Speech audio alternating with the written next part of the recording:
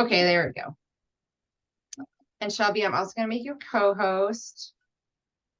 Okay, thanks everyone. Sorry, getting all my logistics done. So Jamie Jeanette, Health, Housing, and Homeless Services. You are here for our monthly CoC training. CoC is Homeless Continuum of Care. Today we're going to talk about trauma-informed care, and I just want to do a couple of pieces of information before we get started.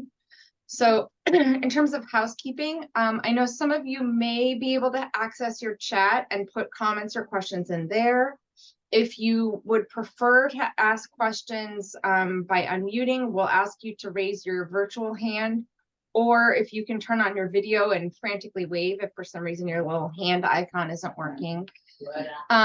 There will be set times for you to ask questions. So we ask you to mute yourself otherwise, and I will be the hammer and mute people involuntarily just because it gets really chaotic if there's background noise. So please don't unmute yourself unless you've been given the floor to ask a question. Just some basics. So we're asking folks to respect the trainer and trainers, plural. We're going to have more than one today, and the attendees. And so that means you may have some disagreements about anything that's being said. That's fine, but we're just asking folks to be respectful in your conversation and questions and disagreement. Asking folks to make space and take space. So that means like I'm a talker, so I need to push myself to make some space for other people. If you tend to be shy, we're going to ask you to engage a little more if you can. Same thing, share the mic. Just make sure that you're not hugging the floor. And then acknowledging power and privilege, right? And so this is in all of our work, just acknowledging that our own perspectives and lenses and where we may have power and privilege, including race, age, ethnicity, ability, also sexual orientation, all those things. I don't know that's going to come up in this training, but it probably will. So just to hold on to that. Just a quick note. So these trainings are monthly and they are for homeless service providers in our community. For the most part, they are required for direct service staff and program managers, but they're open to anyone. So if you have folks in your orbit that you think might be interested, let them know. Generally the second Monday of every month. Today, obviously this month it's different because of Indigenous Peoples Day last week. But generally the second Monday.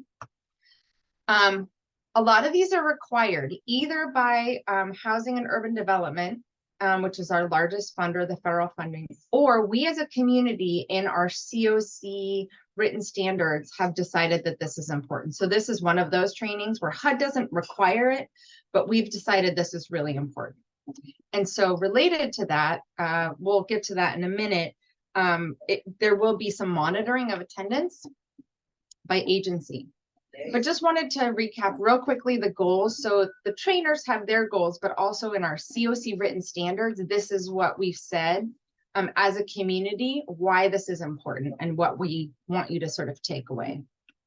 And your trainers will go through this more and we'll send these slides out after, but just so that you have a framework. And then lastly, so Shelby is here. Shelby is our CoC administrator. And I think Mary is out today, but Mary Fitzgerald is our coordinated entry manager.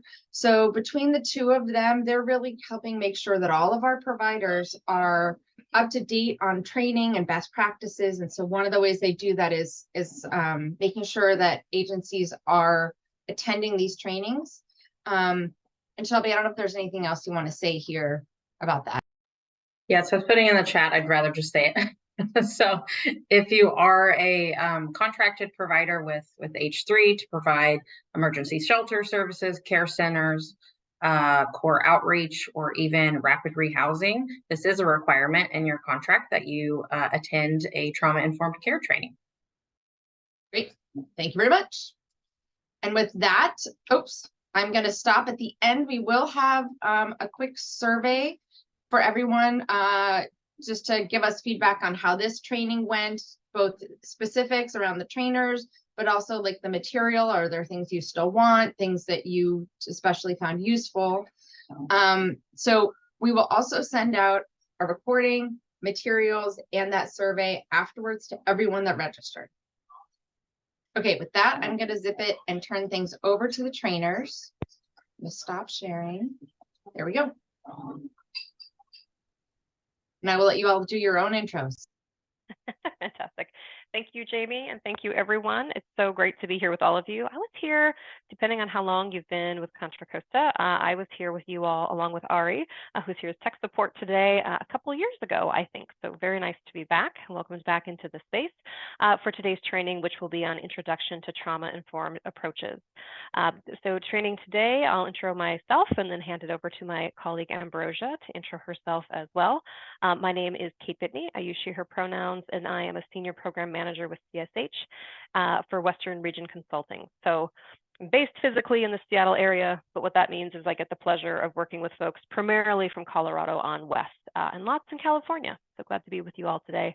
I have a background of working everywhere from street outreach to working in shelters and community centers, intensive case management, some police provider work, not as a police officer, but in partnership with, and some stints in government and other things as well. And have been now at CSH for almost 5 years and love training on trauma-informed approaches. So glad to be here with you all.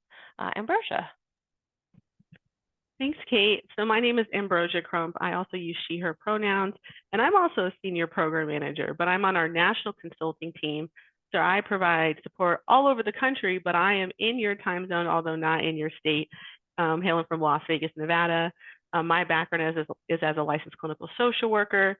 I've worked most of my career in our homeless systems, working for my CoC as a direct service provider, working in actual CoC support roles with the CoC work that we did here in Nevada, in Southern Nevada. And most recently, before I came to CSH, I actually worked in the VA with the VA for 4 years in our healthcare for homeless veterans program. And I've been at CSH now for almost 2 years in my consulting role. So glad to share this space and co-facilitate this opportunity to learn today with you. Thank you so much, Ambrosia. And Ari is not listed on, or Ariana is not listed on the slide as she is she's not training today. But Ari, I don't know if you want to give a brief introduction or say hello as tech support. I'll just say hello, and I'm happy to be here. And let Kate and Ambrosia shine. You guys are in for a treat. They're fabulous. So thanks for having me. Thank you. I didn't even pay her to say that. All right. In addition to what Jamie mentioned earlier in terms of goals, so these are some of the things we're going to cover today in this course. We're going to be talking about how trauma shows up, some of the key principles of trauma-informed approaches, or what's commonly referred to as trauma-informed care, and also really what does it mean to be trauma-informed? I feel like that can sometimes be a bit of a buzzword sometimes. So we're going to talk about like what does that mean practically, so we can kind of dig into that a little bit. Additionally, I want to talk about just some session norms and kind of what to expect. I appreciate the intro you gave, Jamie. I think that set things up well for us. We'll be talking about a number of those things. If you want to switch to the next slide, we'll be talking about a number of those different things today. And I love that you said to respect trainers as well as respect attendees, because truly, like all of us are teachers in this space, right? Really hope to have an interactive session today. We are here to really facilitate conversation with you all. You all are the experts in what you do. You're on the ground. You're doing this work in person all the time. So we would love to hear from you and your experiences and what makes this work real for you and how you can help to apply it. Because it doesn't, at least in my opinion, it doesn't help to talk about something kind of at a 10,000 foot level. It has to be something you can really apply to your work. So that's our goal today as we're here together. I also want to note too that as Jamie mentioned, this is a mandatory training, a required training. So thank you for being here today. Sometimes I know for me with required training, sometimes I'm excited to show up. Sometimes I'm not. Regardless, I hope that you're able to provide your input and participate today as much as you'd like to and are able, so we can all learn from you and each other. So a few more session norms. So we're going to be using chat today. We'll be using something called Mentimeter. There is a QR code on your screen. If you have your phone, something like that, you're welcome to scan that. There'll also be a Menti link that we'll put in the chat when that opportunity comes up. And Menti is really a way to share feedback and share responses anonymously versus having them tied to your name in chat. You're welcome to share it loud, you're welcome to share in chat, but we just like to make sure we can provide another option. You will be muted, so feel free to raise hand or come off mute if we're not catching your cues. We want to make sure this is accessible to everyone. no expectations for grammar, whether written or out loud. And then as much as possible, again, try to minimize distractions. If you need to step away, that's okay as well. We know you're all busy folks. Final thing I think I'll say is that you're welcome to be on or off camera today. That's up to you. I know for me, I will be off camera when I'm not presenting. I find my face to be a distraction. To myself. So I prefer not to look at myself while things are going on. So if you want to be off camera today, again, feel free to do that, and whatever you'd like to do so you can be most present, know that that is welcome, and you don't need our permission, certainly. So course content advisory, as we dig in, I'm going to hand it to Ambrosia here in just a couple of minutes, but wanted to give a quick mention that, as some of the content we're going to be talking about today, of course, has to do with trauma. Want to make sure that we'll be, sometimes these things can be activating, some of the different topics that we bring up. And occasionally that can happen when you least expect it, right? You might find something that might be a trigger to you or bring up a particular memory. And everyone in the world, including each of us in this virtual space together, we've experienced some sort of trauma at some point. Maybe even be going through a trauma right now or recently. So we're hoping, again, we have an interactive session, a lot of good discussion, and hope that folks share. But if you do choose to share, please be mindful that your examples are somewhat general so that you don't kind of inadvertently traumatize or activate yourself or anybody else. We all have a lot to bring to the space, so hoping we can all, again, learn from each other and show up as our best selves. So with that, we're going to we're going to start with some interaction before I hand it to Ambrosia. And we're going to use our first Menti link here. So if you want to follow the link in chat, or again, you can just use chat if you prefer. But what does trauma-informed approaches, what does that look like in practice to you? No right or wrong answers here. And they'll all pop up in a word cloud, as you can see. So compassion and empathy, yep, following through. No false promises. Love that one. That's a really big one. All of these are, but yeah. Yep, informing, something that's useful, helpful.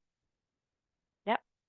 Trusting, compassion and empathy, or trusting. Yeah, if folks aren't familiar with Menti, know that the larger the word gets, that means more than one person has entered it. So it just gets larger and larger the more responses that are there. Yeah. Spaciousness, safe places. Yep, person-centered. Ooh, I love this. Effective listening. Thank you, Alice. Yep, non-judgmental. That's one that comes up a lot when we talk about this subject and when folks are asked kind of what it means to them. Strengths-based approach. Yep. Love this. Client-centered. Yep. Patience as well. Trusting. Thank you, Nicole. Wonderful and helpful. And compassion. Love this. All right. Well, thank you all for engaging in this. You're welcome to keep putting these in. We can share the Menti afterward with you as well. That's one thing that's kind of nice, I think, about using Menti, in addition to that it's just anonymous, is we can actually print up this word cloud for you to have afterward and share along with a learner action guide, which will have some of those resources that were mentioned. We can pop that in there. You can have your own words reflected back to you. And yes, thank you, Erin. Yes, meeting people where they are, 100%. All right. Well, thank you so much. And with that, Ambrosia, I'm going to pass it back to you. Thank you, thank you. So let's start at the start, and everyone's at different spaces in their understanding. So we want to make sure we're defining trauma in maybe the most simple way we can, right? So trauma really is harm that's either done by other people or persons in our life.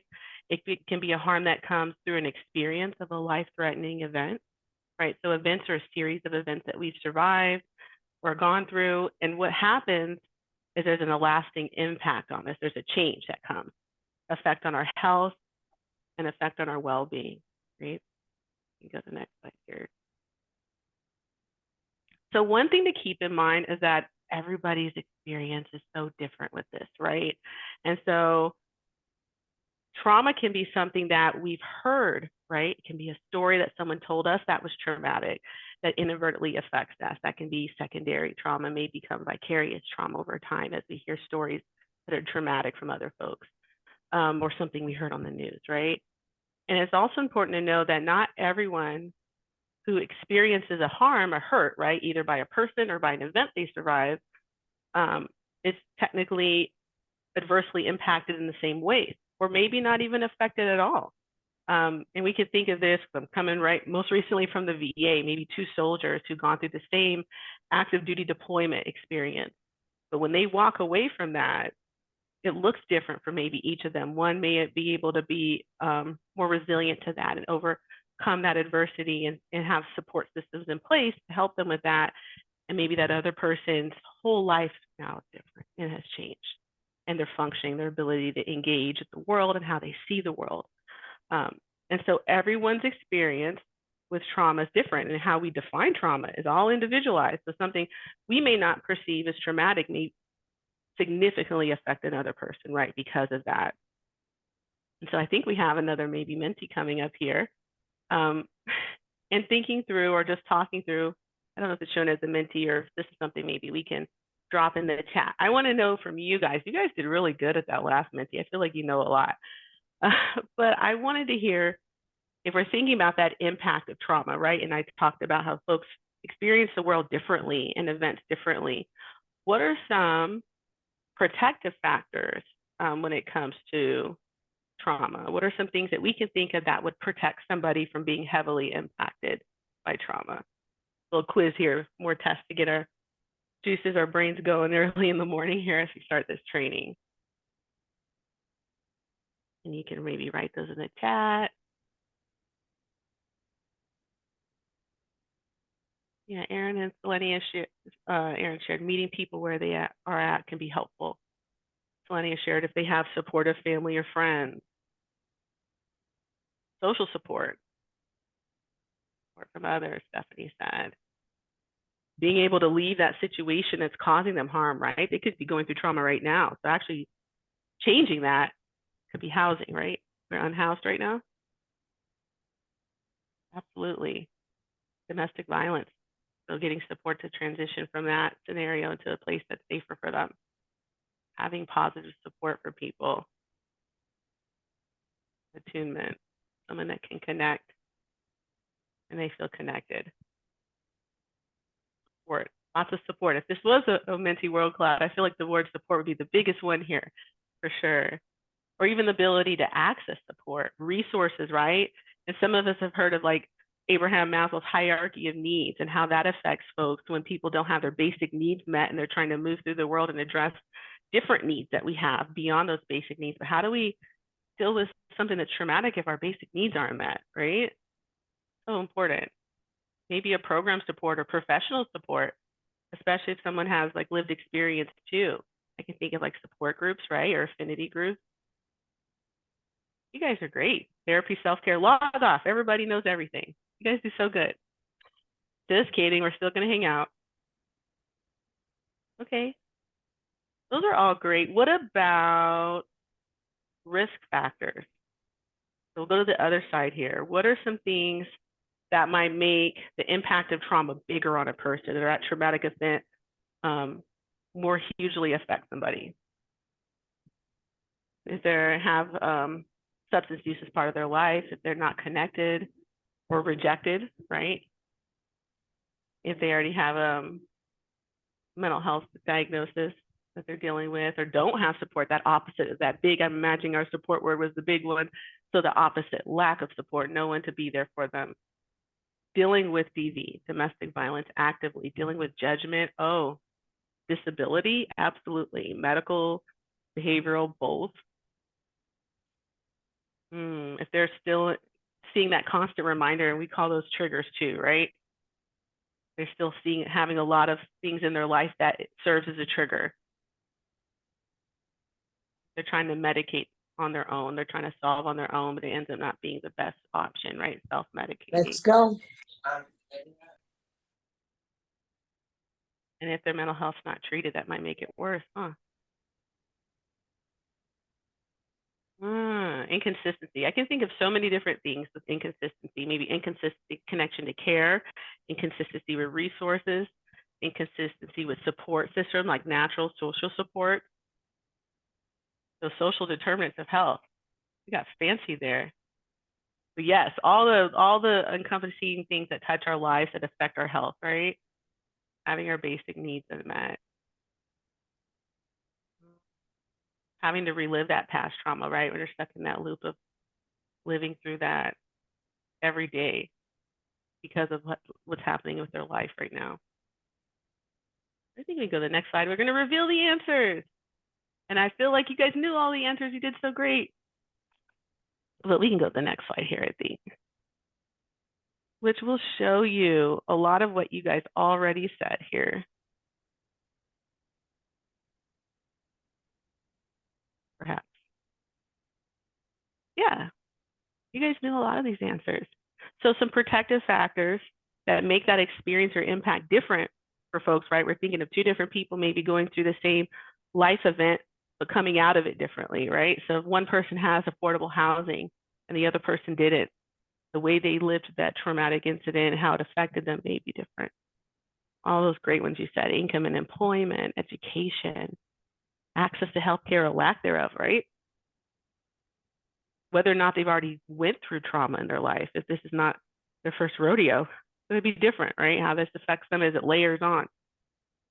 And then we see some other risk factors. You guys shared a lot of these, but we see also maybe experience with systems, right? Institutions like justice systems, foster care systems, involvement with child welfare, and then resources that they may need to change the trajectory for them, right? Like income support, education opportunities, and employment. Yeah. You guys did great at that. We see that. And I think this could sit with us when we think about the folks we're serving and what life can look like because of that, right? When we're thinking of who's coming through the door, are they at high risk of being affected by trauma? Let's go to the next slide here. I don't think this is a Menti, so maybe this is another opportunity for chatting too. And if someone's brave sharing. But when we think of the people that we work with, and we just saw that, right? Protective versus risk factors. How is trauma showing up? What is it looking like?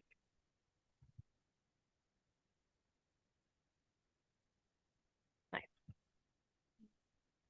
Some of the people you're connecting with, that you're working with or serving, they may be connected to professional supports like therapy. Should we be putting these in Menti? Yes, yes. Oh, sorry about that. Drop the link in the, oh, there it is. Sorry, never mind. Thank you. Sorry about that.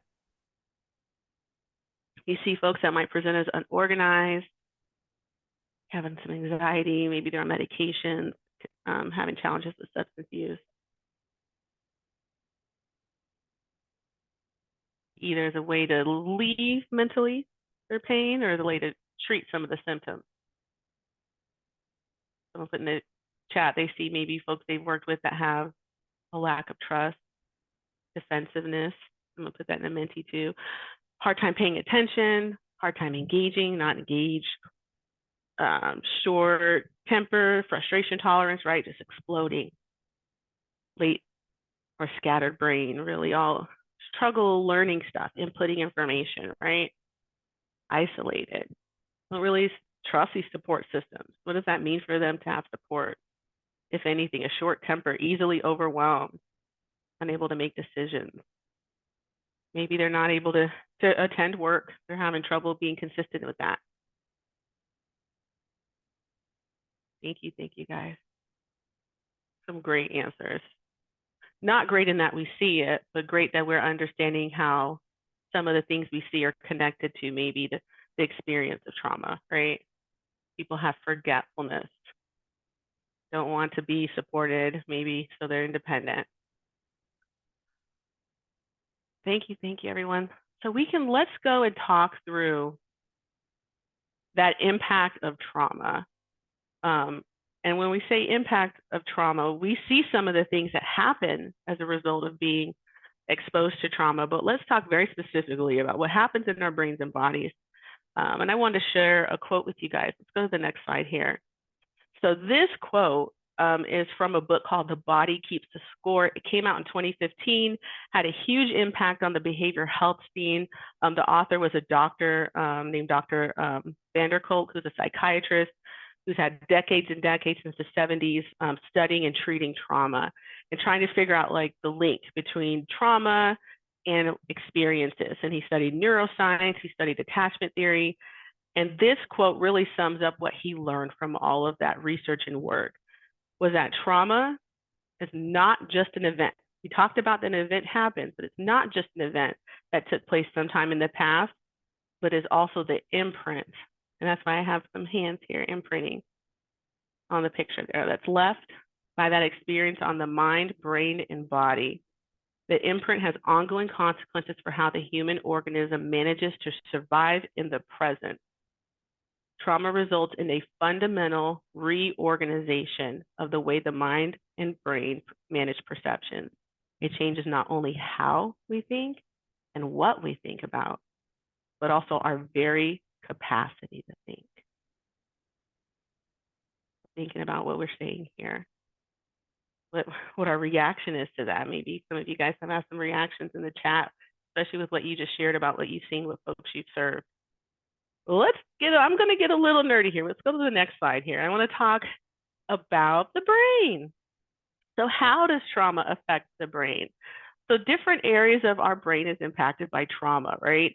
And so one area, I think you hit a button here, is, I think we'll show here, the amygdala. The amygdala is red here, and I put an alarm because it's the fire alarm that's in our brain, right? This is a part of the brain that protects us when we sense danger, like if there's a lion coming to attack us and we need to survive that moment. So its job is to set off an alarm in our body system. It tells our body to send a bunch of hormones that protect us and give us energy. That can be adrenaline and cortisol in particular, which is the stress hormone that helps us do all the things we need to do, use all of our energy, our reflexes, etc., power to fight that, right? And so when someone goes through trauma, this doesn't actually stop going off. It keeps going off and keeps pushing that hormone through our body. And so what happens is that person is kept on high alert, and they're always going through high levels of stress and anxiety because of that. And the thing is, the person now has trouble like recognizing the difference between a threat from the past and a present circumstance. So every time they have a trigger or reminder, what you guys shared, it keeps going off again. They're always hypervigilant, and this is always going off when things happen in their world that help them remember. And so that goes to the next part of this brain here, if you don't mind hitting that, Ari, that will show here, which is the hippocampus. The hippocampus is really close to the amygdala. This is a part of our brain that helps us to learn. It helps take short-term memories. I don't know if you've seen that movie Inside Out, where they were helping that child in the movie, the Disney movie, with memories, and they were like managing them, and some got deleted, some went to long-term memory and got stored, some were short-term memories, right? This part of our brain is actually what does this. This is a real thing that happens. And so what happens when someone experiences trauma is this part of our brain actually gets smaller. And so what happens is we see, you guys shared this already, that people have trouble forming memories, right? Or remembering things. They may have trouble navigating the world and problem solving because they can't remember things. This part of the brain, a little tidbit aside, is biggest in like taxi cab drivers when they do scans, people that do Uber and Lyft, because they're always navigating. They're learning how to go through things and problem solve real time. So this part of the brain when they do scans is actually the biggest. When people go through trauma, it's really small. And the interesting part, you see how the amygdala is really close to the hippocampus? The amygdala will send a signal to the hippocampus and say, hey, if you're going to remember anything, remember that lion that tried to kill us. Don't forget that. And so you'll see that pervasive revisiting or reliving those trauma memories, because the amygdala's job is to keep us alive, right? And so it tells the hippocampus to remember that the most. And so we do remember the things that scared us the most because of that. And that's what the hippocampus will focus on. Let's hit the next button here. The other part of our brain that's affected is called our prefrontal cortex. This is the part of our brain that is like the gatekeeper. It takes in information and tries to make decisions with what's happening now, right? So that example where I shared with a lion, and there's a kitten there, this part of the brain is supposed to say, hey, that's a kitten. That's not a lion. You should be okay. But when that person has experienced a trauma, they can't make that discernment. And so it's harder for them to use logic and control that their response. They may freak out and scream or try to run, right? They may respond like it's a lion, even though it's a kitten, because this part of their brain is not as active. So they can't gatekeep. They can't make those decisions as well because of that. And so you might be seeing some of these things with the folks that we work with, right? where they're having trouble, we call it overreactive to what's happening. But it's because this brain is not, part of the brain is not very lit up and active, because the amygdala keeps pushing all these hormones and going off. This part doesn't get a lot of priority. Go to the next slide here. So what else happens to our body because of this stress from trauma? So I mentioned the amygdala is telling our body to produce all these hormones to help us fight this perceived danger, right? So now all these hormones are flooding our body system, and we see all these different domains in our body that are affected. You'll see people that we serve, their brain and nervous systems affected. They may have memory issues. We just talked about why, or concentration, issues with sleep, having headaches or migraines, mental health disorders may develop. With our skin, think about like when we were teenagers, right? And our hormones were not right. And some of us did not have good skin. And so someone who has a pervasive flooding of hormones, now their skin's affected. And we'll see acne or other skin issues. People tend to tighten their muscles when they're trying to fight something, right? Because they're prepared and vigilant for that. So you'll have aches, you'll have tension, you may have some issues with their tendons. Bone density is affected, the research says, and heart in particular, because now their heart's beating all the time faster, just in general beating faster. You're seeing high blood pressure, maybe high cholesterol, and a more prevalence for heart attacks. And then we've heard of like stress ulcers, right? So hormones do affect our intestinal system, our stomach. You have stomach pain, heartburn, diarrhea, constipation more likely.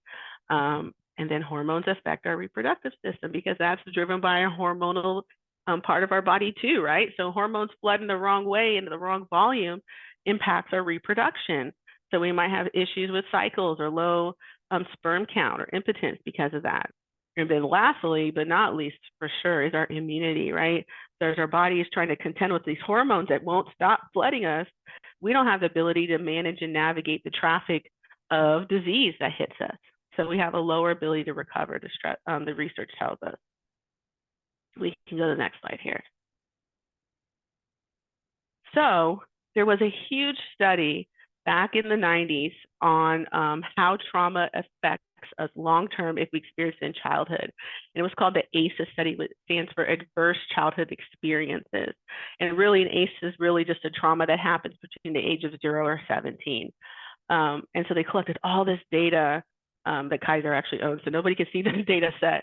But there are 17,000 participants, and what they learned was that there's a direct correlation, and we can kind of see why based on what we just learned, right? Between trauma and our ability to manage disease, right? How that changes our risk factors for disease, our well-being, our behavioral health throughout the course of our life. And so here you can see some examples of some types of ACEs that someone may experience, right? That can be abuse or neglect. Things external to them, like household challenges, like an absent parent who's engaged in the juvenile justice system, or substance use happening, or divorce or separation, or other adversities like community violence, natural disaster, being bullied. The research also found, above and beyond this initial study, other studies showed that there are groups that are more likely to have more ACEs. So about 64% of the population has at least one ACEs, and 1 in 6 of us, they say, have at least 4 or more ACEs each. But people who identify as BIPOC tend to have more ACEs. People with less than a high school education, lower income, or unemployed, not able to work, and who are LGBT plus identifying have a more likelihood to have more ACEs. And we can go to the next slide. And so what are some of the long-term effects of being affected by ACEs? What we just learned, right, about what the hormones and the stress is doing to us is it makes us sick. The research actually shows that it is a leading cause of death, in particular heart disease and cancer. But we can see all these other areas that are affected by having more ACEs in our life if we had these things happen to us in childhood. Some chronic health conditions you can see listed here, a likelihood to engage in health risk behavior, some social outcomes, like more likelihood to be unemployed, not having a high school diploma, not having connection to healthcare, and developing mental health conditions too. And then you can see here that there's this concept called epigenetics, which means that our genes, because of everything I shared with you, right, our brain sends these chemicals, changes our body, affects our genetic code that we pass down to our children. And so when they are born and we've had history of trauma, and then maybe there's a systemic or historical experience, right? It's like systemic racism or living in poverty for generations, our ability, and then we're exposed to trauma, our ability to recover from that is different because of that. Now this part of our genes are getting activated or turned on in our genetic code because we're more susceptible to all of these risks, all these social outcomes that are a problem. And so there's a huge generational impact over time, over generations because of trauma. The next slide here. A lot of information. Take a breath because I haven't even looked at the chat or anything that anyone asked yet. Is there anything I should address, Ari or Kate? Nope, you're good. Yeah, and I hope we'll definitely be talking more about your questions. So let's talk about one person here. We talked about overall what happens to folks in general. Let's look at an example. So this is Jay, right? So, and we know that trauma shows up different for different folks. In his experience, when we're meeting Jay, we learned that he's experienced homelessness right now. In the past, he's been incarcerated, and he was incarcerated for over 3 years, and currently he struggles with meth use. His experience of trauma actually started in childhood. So he experienced some neglect and abuse from his parents, and then he ended up being in foster care as a result of that for some time. And so it's important to remember that when a person experiences harm from others, it changes their brain based on everything I just shared with you, right? And now he's in survival mode, he's on high alert, and that alarm system is going off, it's distorted. And it's doing that because it wants to remember and protect him from future harm, right? And so I just shared a lot about the brain, but this is just a reminder that for Jay, because this stuff is happening to him, he might be super hypervigilant. He might not be able to trust folks easily. Maybe he's critical. He questions your motives. What are you really in this for? Are you really trying to help me? Are you trying to hurt? Is there a chance you might hurt me because of this, right? Because he has his alarm system going off. We can go to the next slide here. And so that impact of trauma also means that it can be difficult to learn stuff. We talked about that prefrontal cortex and how we can't learn about new experiences. You know, even though it's a kitten today, we still see a lion. And so his experience may be that this shapes how he sees the world, right? And his understanding now, because of what he lived through, is that people are sources of harm. That's what the world tells him. And so he's going to react to that by protecting himself from harm. So that might mean he's not very approachable, right? He's standoffish. He might even be defensive. And so being trauma informed really is us looking at this first about considering first that maybe his responses to us when he's defensive and not approachable, doesn't want to connect with us, is that we need to consider what happened to him versus like what's wrong with him, right? We're thinking about what happened to him, what caused this. We can go to the next slide here. So what are some things we might notice? So some signs could be that a person is experiencing some estrangement, feelings of fear, they want to isolate, they have some loss of trust. And so that can just lead to being continually fearful, right? He's trying to protect himself. So maybe his desire to protect himself from harm means he isolates. It may mean that's why he might have turned to substance use, right? To deal with that trauma. And that makes it even more challenging to connect with him, right? Because he's trying to solve this himself and he's doing that through the use of substances. And so he's harder to connect with as a result. You go to the next slide. We also might see that people have feelings of, it's common to see feelings of powerlessness or helplessness, right? So for Jay, this might mean that he doesn't seek help, especially if it's something where he injures himself, right? And the ways we learn like the harmful, risky behavior. And because he doesn't ask for help, now his feelings will impact his overall mental health, right? And that may mean an increase of that engaging in risky behavior, self-harm behavior, because he feels like there's no way to stop this. There's nothing that can be done.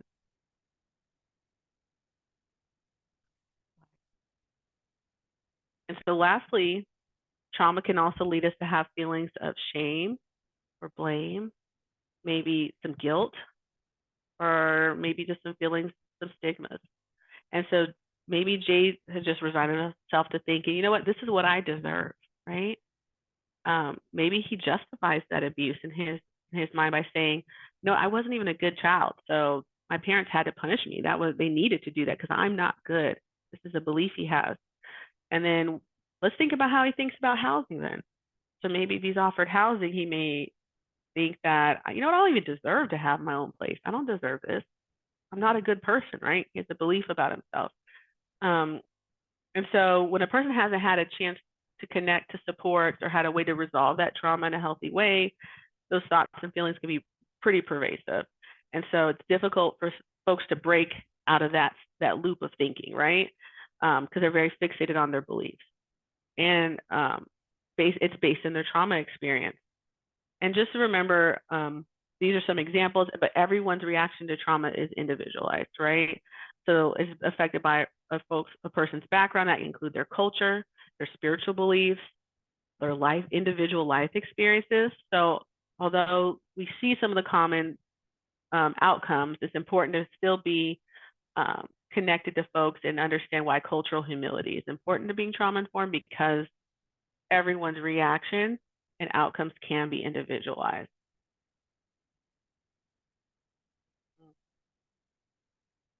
So what are some reminders of past trauma, right? So someone already kind of alluded to this already, but what do we do to help support people to avoid re-traumatization? It's just really about being aware of the fact that they are going through potentially trauma right now or have historically been through trauma. So we're being aware of the fact that this is a thing that happens to people and more prevalent with the folks that we are likely to serve, right? And so it's not just us being individually aware of that, but organizationally. And Kate will get more into that in depth with being trauma-informed practice. But it's also about how we set up our systems of care too when we treat folks. And so one of the things is just recognizing that the trauma exists and that the fact that folks can be reminded of past trauma, even if they're not aware of the fact that they're being reminded. It's very common to see this in like a sensory way. So certain sounds, taste, smell, sight, touch, they may not even be aware. Their brain remembers, but their conscious doesn't remember it. It's deep in their brain where the stuff is telling them, remember, remember, remember, so that we can stay safe.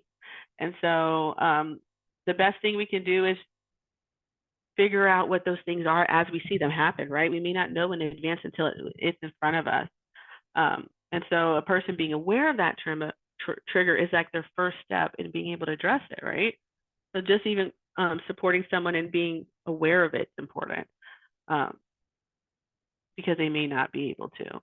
So I think of like a person that I worked with when I just came from the VA, right? So I had a person that he liked to sleep in the cemetery. That was his thing. I know it's close to Halloween, and it's not because of that or any belief systems that caused him to want to sleep in the cemetery.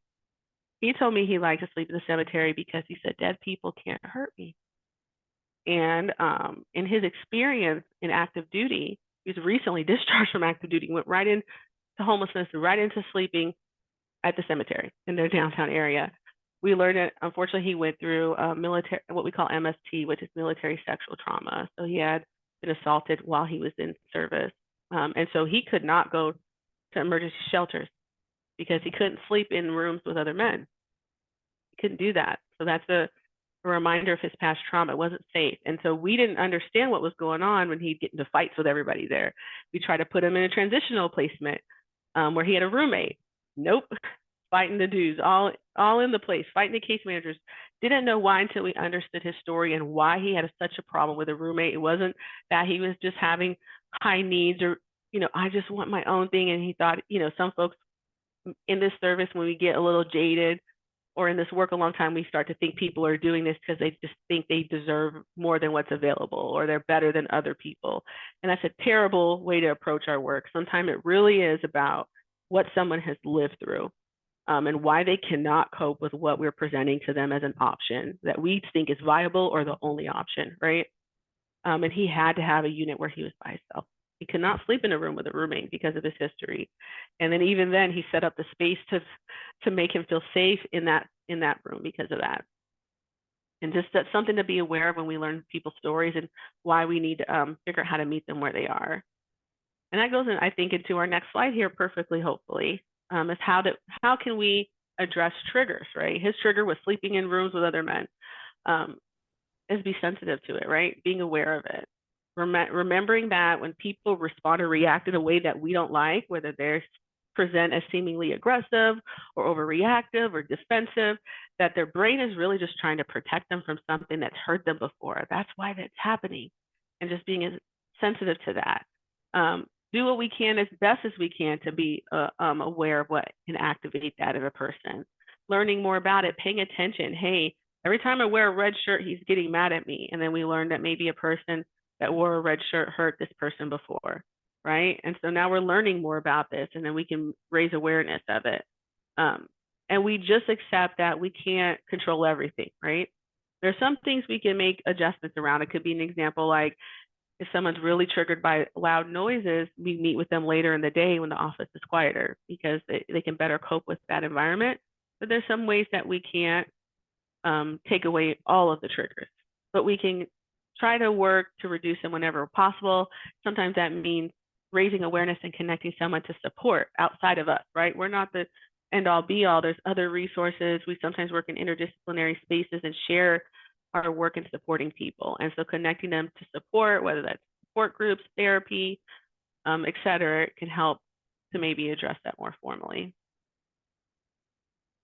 I was not looking at our chat, guys. I didn't know if there's anything I should be addressing or talking about.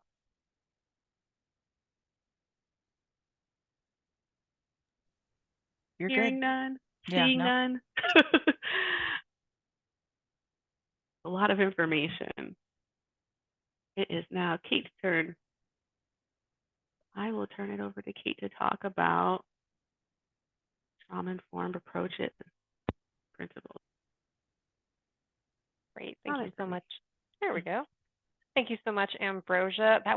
Thank you so much for sharing that. And I really appreciate the story that you just shared as well. And thinking of Hope's question earlier as well, right? How can we reduce re-traumatization? And for the folks we're serving as well as ourselves, I feel like the example, the many examples within that story of the gentleman you worked with, are such great examples of that. You know, provide housing, be attuned to that specific individual's needs, be aware, don't make assumptions. All those sorts of things really so beautifully lead into this next section that we're going to talk about, which is really the principles of trauma-informed approaches and how can we really apply the things that that you just shared and that folks just shared as well via chat and out loud, since we now have that really solid overview of the influencing factors and impact of trauma. So again, want to dig into that piece together. And let's see, I see there's some questions coming up in chat as well. Ambrosia, I wonder if you want to either address that in chat or if you want to come off mute to address that. I'll leave that to you. So it's very specific. Very specific, veteran-specific question. I think it's very common, and we need to acknowledge, and I think Kate will talk a lot about all of the different principles of being trauma-informed, and that systems hurt people too, right? And so a person may legitimately feel that the VA system or a veteran-connected system is not the best support for them. And I think acknowledging that, right, and not judging that, like, why, you're a veteran, you should want to go to the VA. Saying, hey, this system may have hurt a person before, especially when there were some folks that got kicked out of the military for their identity, all kinds of things. So people don't want to go to the VA, even though they legitimately need help. And so we acknowledge that, and we connect them to support that might be alternative. There's some non-VA connected but veteran-centric counseling and support groups that are out there. It could be finding a neutral provider, right? And so I think it's okay to acknowledge that and find a way to be creative in helping somebody connect to that. And sometimes there can be options within the VA to facilitate that because they're actually aware of that too, believe it or not. And so they're aware that they're not loved. And so there are some alternatives there, and just connecting to the resource that the VA for those alternatives can be helpful to empower someone to have choice. We're empowering them to have choice, right? Because exactly what you said. Thank you. Love that. Thanks so much, Ambrosia. Having that rich experience directly at the VA provides such a different level of insight than I know I can provide. I've worked with veterans, but not at the VA. So yeah, that's really helpful insights. Any other questions? And there'll be time for questions throughout. I'm very interruptible, so at any point, feel free to either come off mute or ask me to go back in time. But I just wanted to pause before I continue in case there's any additional ones.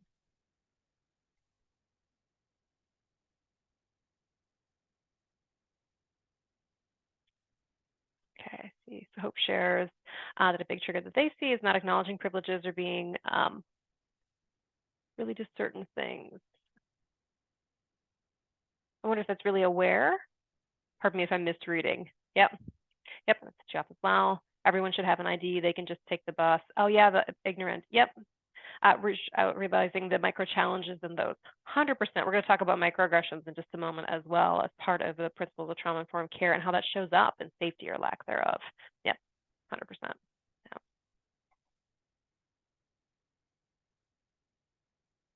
Yeah. So think about this too, as we talk about, as you see on your screen, we have principles of trauma-informed approaches here in front of you. I'm guessing that many folks have heard this referred to as trauma-informed care instead of trauma-informed approaches. And if that's true for you, don't worry, you're still in the right place. We're still talking about the same things.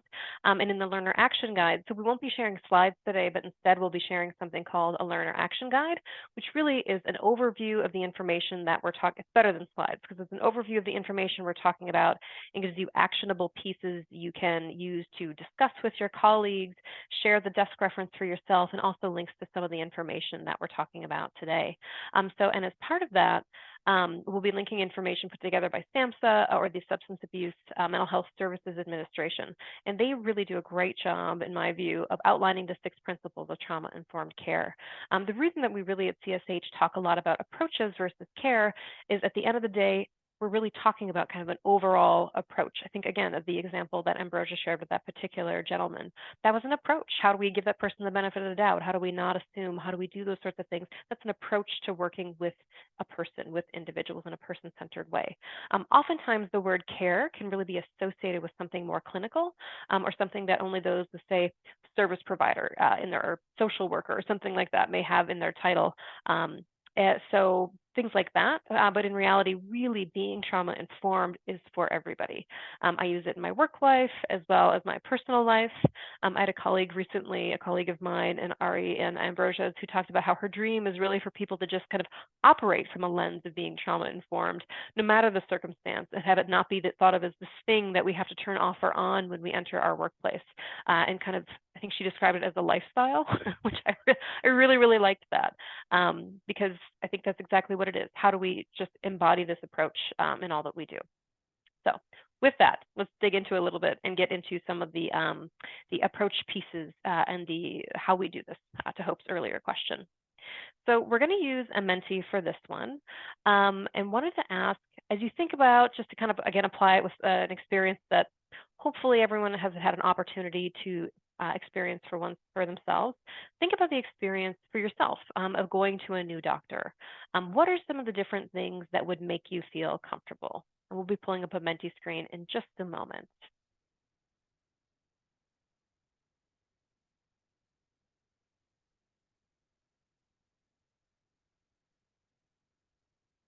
Bear with us as your answers populate. I'll give Ari a moment to switch that screen. And thanks in the chat too. So welcoming office staff. Oh, wow, whole bunch. Yep, giving full attention. Yep, bedside manner. Yep, having a friendly demeanor, not being in a rush. Eye contact, lots of eye contact mentioned. Yeah, gender matters for some. Do you want somebody who's the same gender identity as you? Yep. And for some, it may be someone who does not hold the same gender identity as you might. It really varies and is specific by each of us. Yeah. Warmth, no judgment. Look at the chat as well. Yeah. Yeah, lots of these. Yeah, having experience, listening, culturally similar. Yep, those things matter, right? Someone we can relate to in specific ways. Talking about history, taking those factors, perhaps some of the ones that Ambrosia referenced earlier, into account. Yep, treating with care, being present, actually seeing you. I know when I used to provide direct service before, one of my least favorite and just highly insulting things that would happen is I would take some of the folks I worked with to the doctor's appointments, and some folks preferred that I go in with them because they didn't feel safe, at least for that like initial appointment. And when a doctor would speak with me and not with a person receiving care, again, not doing these things that are on the screen. Yeah, speaking to a person, making eye contact if that's something culturally appropriate with that person that matters to them and they want, all those things. Yeah, bedside manner. They've read your file, they know your history. Yep. Yep, patient-centered, friendly demeanor, all-inclusive, making correct referrals, not interrupting. Ooh, Paul, yes. Yep, giving your full attention, being a listening ear. Rainbow signs or stickers. Yep. Understand, is this an inclusive, welcoming space where you're going to be seen? Yeah. Those sorts of things, that what's on the walls, what's on perhaps somebody's lapel, things like that, those matter. They represent something. Yep. I love all these answers. Yeah. Weight neutral, exactly. We're not shaming anyone, and we're using science-based things, right? You're a doctor. Let's talk about science. Yep. Love that. Yep. Asking about triggers, allowing grace. All these are wonderful examples. Yeah. Being authentic, present, listening. Yeah. Thank you for these. These are fantastic. All right. You're welcome to keep answering, sharing your answers in the Menti if you'd like. As I mentioned earlier, we can certainly give this back to you when we share the Learner Action Guide. But I really appreciate everyone's answers and examples. I know I can relate to a lot of those as well. I would also add, and everyone's different, of course, but sense of humor is one for me. And again, not assuming. How do you strike a balance of not assuming I know what you talk about, but also not talking down to me? All those sorts of things really matter in my own experience. I just add a couple of those in there as well. So as we think about that, we talked about being trauma informed today quite a bit, but what does that mean, right? What does that mean in just to get on the same page about a definition? Ooh, I'm seeing some more examples coming in as well. Yep. Laughter, no God complex, making feel confident in their decision-making process. Yeah, and humor. Sometimes it does work when appropriate. Okay, so what does it mean to be trauma informed? So the one you see on your screen is one of many, many different definitions of trauma informed care, and that is from SAMHSA, again, mentioned just a moment ago. And it says that trauma informed care is the adoption of principles and practices that promote a culture of safety, empowerment, and healing. So as I think about all those different examples you shared around what you would look for, around what would make you feel comfortable when going to a new medical professional, I really see it kind of wrapped up in a lot of this, right? Being culture, safety, empowerment, healing, all those sorts of things are really wrapped up in that. So additionally, according to SAMHSA's concept of a trauma-informed approach, they state that a program, organization, or system that is trauma-informed really does kind of four main things, or kind of four overarching buckets, if you will. So it realizes the widespread impact of trauma and understands potential paths for recovery. It recognizes the signs and symptoms of trauma in clients, families, staff, and others that are involved with the system. It responds by fully integrating knowledge about trauma into policies, procedures, and practices, and also seeks to really actively resist re-traumatization, which Ambrosia talked about all of these, and I think in particular that last one this morning. So think about trauma-informed care, trauma-informed approaches. It's really often described as that shift in thinking that really moves kind of from asking or thinking what's wrong with you over to what happened to you. And even more recently, I've heard it described as what's happening in your body as a response to trauma, as we really feel these things in our bodies, as Ambrosia outlined this morning, exactly how that pops up, because our body remembers. I don't know about you, but for me, how many times have you had a physical reaction to something but not really understood what was happening or why this might be happening to you? It could be a trauma response. I know this happened to me not that long ago. I think it was about a month or so ago. I was in the midst of a training, literally giving a training just like this, and something came up, and I started fumbling for words and starting to sweat, and my pulse was increasing, and it took me I was completely thrown off, and it took me a good 10 minutes, and once my colleague was able to take over for their section, to really sit there and think and figure out what is happening to me, what is going on for me right now. My body knew before my rational brain could really catch up. A couple great books. One, Ambrosia already mentioned, The Body Keeps the Score by Bessel van der Kolk. And another one that I really love is called My Grandmother's Hands I'm not sure if folks are familiar with that one. That one's by Resmaa Menakem. Excellent reads. And Resmaa Menakem's book really talks a lot about how trauma is stored in your body. It talks about white body supremacy, really incorporates racialized trauma and healing into his book as well. So all that to say, everyone's story is different.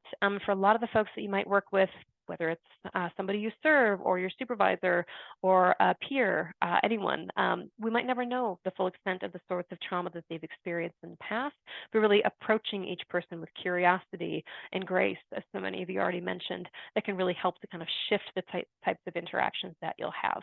And same thing with how you approach and treat yourself, which I love that part of Hope's question as well. How do we not re-traumatize those we're working with as well as ourselves, because we can often be the hardest on ourselves in this work.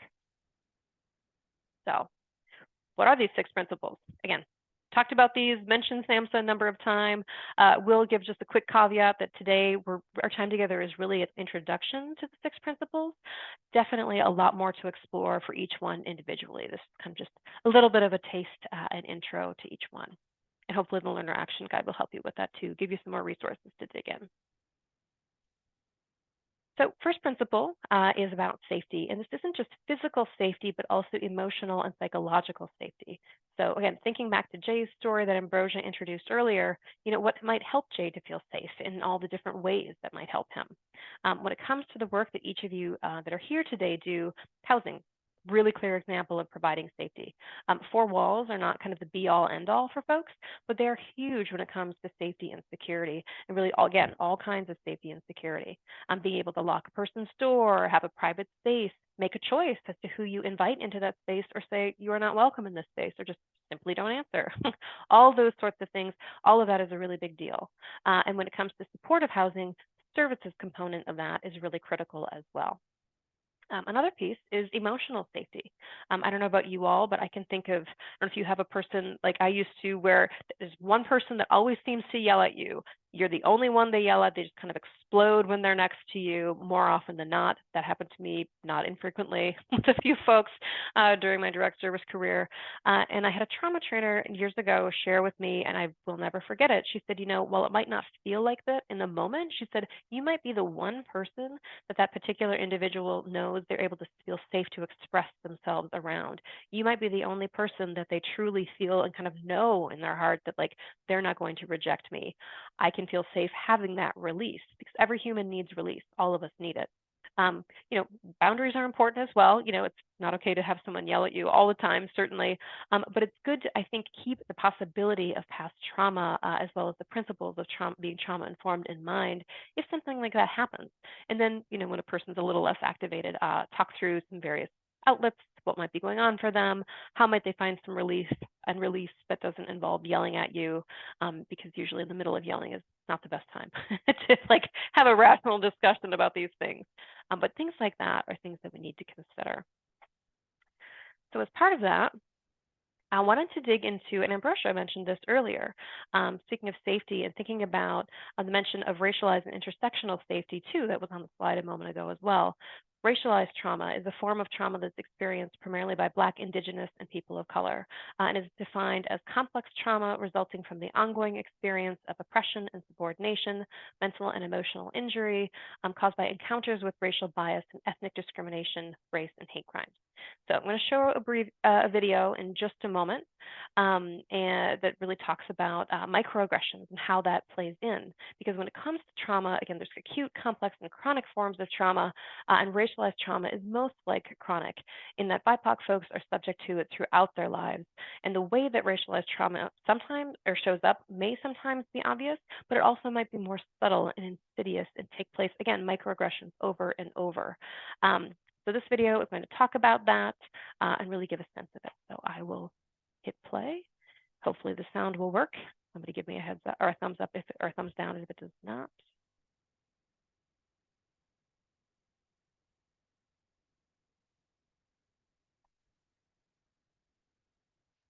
No sound. Sound is not working.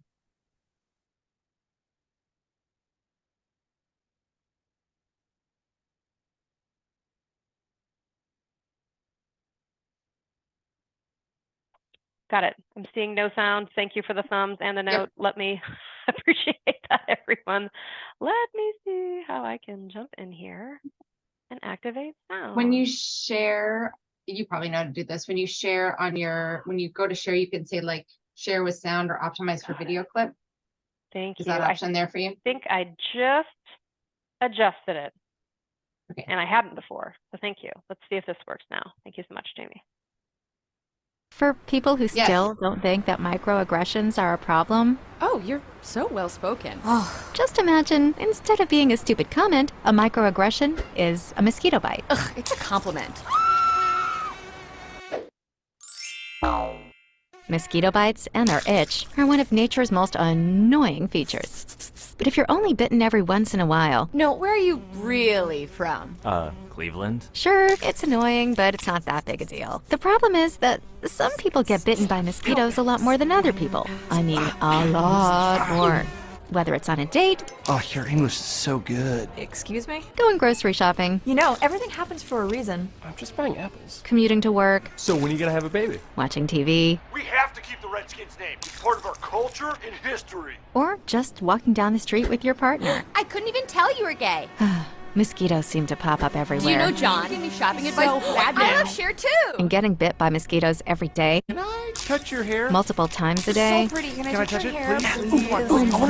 Can I please? is annoying and makes you want to go ballistic on those mosquitoes, which seems like a huge overreaction to people who only get bit every once in a while. It's just a mosquito bite. Who cares? Just another angry black woman. Of course, beyond just being annoying, some mosquitoes carry truly threatening diseases that can mess up your life for years. Astrophysics? Maybe you should try less challenging, Major. Ow, my dreams. And other mosquitoes carry strains that can even kill you. He looked like he was up to trouble, okay? I felt threatened. So next time you think someone's overreacting, just remember, some people experience mosquito bites all the time. You're all so exotic. Wow. And by mosquito bites, we mean microaggressions.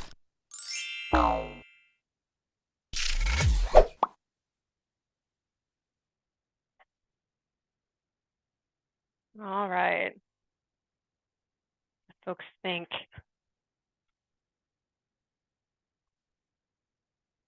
Oh, I always get a lot out of that video every time I watch it. And again, thinking about microaggressions, that's why they're called microaggressions.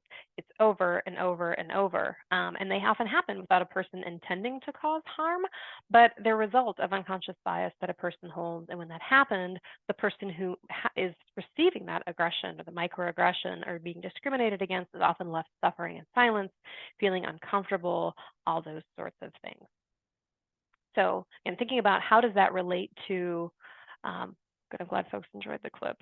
So yeah, thinking about how that relates to being trauma informed, mentioning microaggressions as they relate to safety, they also relate to culture and history and gender, that principle, as well as really all the things when it comes to being trauma informed. And all of it's critical as we think about, again, the impact of harm and the impact of trauma.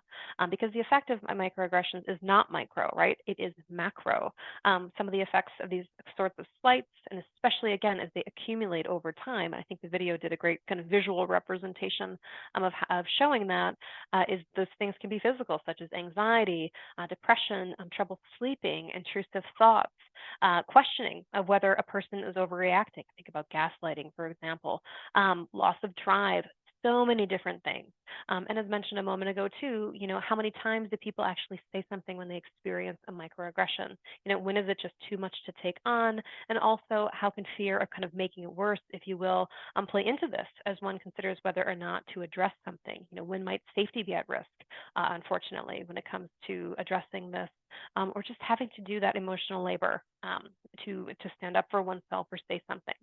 So again, thinking about this for staff, especially supervisors, how are you creating safety? Also, how are you contributing to harm, right? How if you witness or you commit a microaggression and then maybe ignore it because you're uncomfortable, that's contributing to the problem.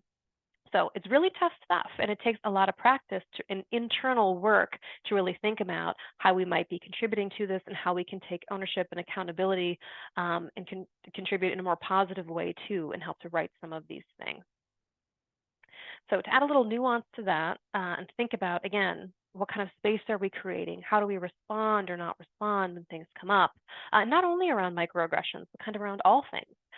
Wanted to talk a little bit about, are we creating brave spaces or are we creating safe spaces? So many talk about brave space in education. I'm not sure if folks are familiar with the concept of brave space. I feel like it's gotten a little more common or more widely known in more recent years. It's often talked about in education as well as social justice or anti-racist work. But safe space is ideally one that doesn't incite judgment based on one's identity or experience, where the expression of both can exist and both can be affirmed without fear of repercussions, without the pressure to educate, again, talking about emotional labor. And while learning may occur in these spaces, the ultimate goal is really to provide support. Whereas brave space really encourages dialogue and it really recognizes the differences in holding each person accountable to do that work of sharing experiences and coming to new understandings, which is a feat that's often really hard and typically can be really uncomfortable. So expecting people to not only expose their identity or to only expose their identity and face their trauma for the sake of their own growth and progress, or more often for the progress of others, is unfair as well as typically not very effective. Conversely, again, for that authentic and really impactful experience, how can we get to that place of discomfort and vulnerability so we can all be in a space together?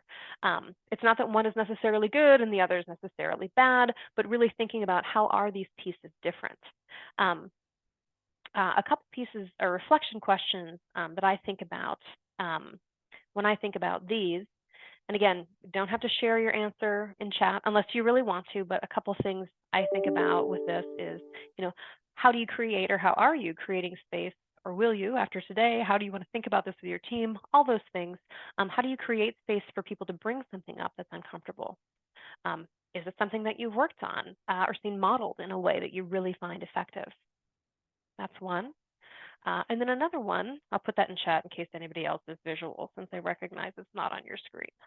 And again, you don't have to answer these in chat. They're just for you to think about. And then the other one is, let's say that you're the one who is on the receiving end of a microaggression. Do you have a person or a safe or a brave space where you can talk about this if you don't feel comfortable talking to the person who harmed you? Who can you talk to? We definitely need to have each other's back when these things happen, and they're no doubt happening a lot more often than we realize. I'll put that one in chat as well. And again, don't have to answer these unless you want to. You're welcome to. I see a couple of folks are, and that's just fine. And a couple answers, or one person, Erin, shared, remaining open-minded and supportive. Yeah. I know for me, one thing I think about when it comes to brave and safe space, I like that there are both, right? Because I think for me, at least, you can have safe space as something that happens over time and really comes into play when I know somebody, I've had experiences with that person, I can trust them, I know what's going to happen when I'm there or not there, I know they have my back, or if something happens that I don't appreciate or vice versa, if I do something to them that offends them, we can talk about it. I think one of my biggest pet peeves in life is when I walk into a space of unknown folks and somebody declares that it's a safe space, because it's not. For me, you've not met me before, and I can't imagine I'm a safe person to you. I hope to be, but that doesn't mean I am in that moment. So how can we create this brave space concept together? So thanks, Maribel. Yep, positive affirmation. And then the last piece I'll say on this as well is that, if somebody does, thinking of if you did commit a microaggression, if someone does take the time to share with you that you've offended them or harmed them, consider that sharing a gift, right? Because that person is really taking a risk. That's an investment in your relationship, and sharing that is a risk potentially to that person. So again, owning your impact, taking some time to reflect. Yeah. Thank you, Jamie. Yep, talking about affinity groups for creating safe spaces. Yep.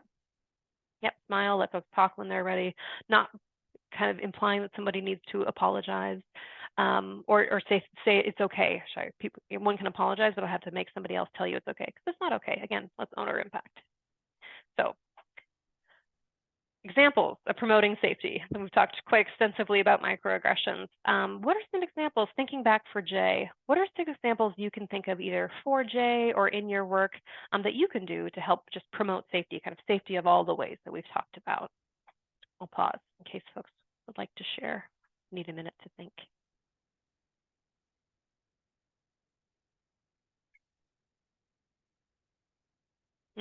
Tone of voice. Yep. Yep. Aaron shares that's big for them. Yep. Big one for me too.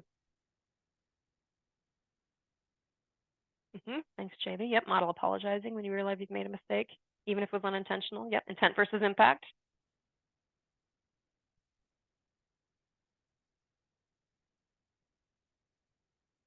How about for Jay? So applying to folks that you know who might be experiencing homelessness, who've gone into housing.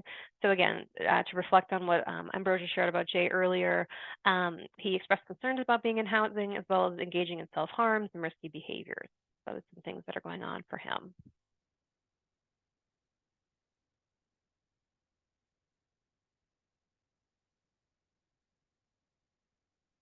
Give folks a little bit of time. Empathy and understanding. Asking directly. Yeah, I love that, Ebony. Ask. Yep.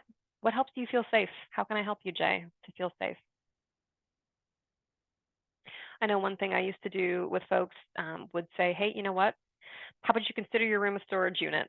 You know, you can store your things here. If you don't sleep there every single night, that's okay. Like, get used to it, right?